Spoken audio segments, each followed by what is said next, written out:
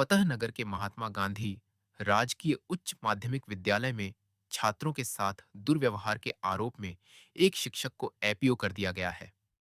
10वीं कक्षा की छात्राओं ने शिक्षक जगदीश प्रकाश सिंघल पर मारपीट और अनुचित व्यवहार का आरोप लगाया है।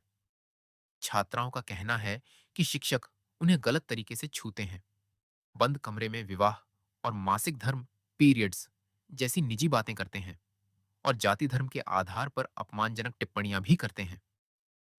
उन्होंने यह भी बताया कि शिक्षक होमवर्क न करने पर उनकी चुन्नी और स्वेटर खींच देते थे और फेल करने की धमकी देते थे, जिस कारण वे डर के मारे अपने माता पिता को भी कुछ नहीं बताती थी।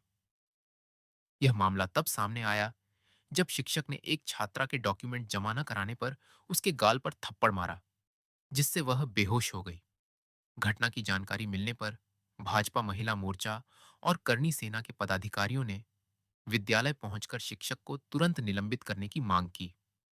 मौके पर पहुंचे तहसीलदार और शिक्षा विभाग के अधिकारियों ने छात्रों से बातचीत की, जिसके बाद शिक्षक जगदीश प्रकाश सिंघल को एपीओ कर दिया गया है। शिक्षा विभाग ने इस मामले में आगे की जांच शुरू कर दी है। ये होता है कि यहाँ पे कोई टीचर नहीं होने के कारण वो सर इन लड़कियों को दबाए जा रहे थे कि अगर तुम्हें पढ़ाएगा कौन। उनके साथ बेड टच किया जा रहा था बार बार में। टीचर टेबल पे बिठा के और उनको पढ़ा रहे हैं, दरवाजा गेट बंद करके पढ़ा रहे हैं और उनसे बोल रहे हैं गेट बंद करके पढ़ा रहे थे। पहले किसी ने कंप्लेंट नहीं करी क्या? नहीं, वो टीचर ही नहीं है ना यहाँ। टीचर होते हैं, अगर टीचर होते तो वो सारी लड़कियाँ कोई कंप्लेन ही नहीं करती।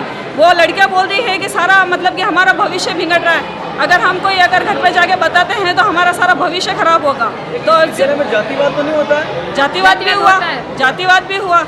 यादव समाज का जो प्रिंसिपल है अंता मैडम, उनको भी डराया धमकाया गया, तुम यादव हो तो यादव क्या कोई समाज नहीं होती, राजपूत कोई समाज नहीं होती। डराने वाले कौन है? वो टीचर है जगदीश जी, जो उन्होंने प्रिंसिपल में उन्होंने भी डराया और जो सारे उन्होंने ही बोला।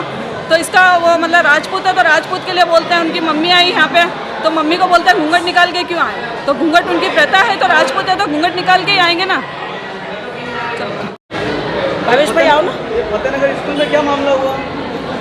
फतेहनगर स्कूल के अंदर कल एक सर हैं, जगदीश जी सर सीकर के हैं, और उन्होंने एक बच्ची के ऊपर हाथ उठाया। सर का नाम क्या है? जगदीश जी और सीकर के हैं और भोपाल से अगर डेली अप डाउन करते हैं।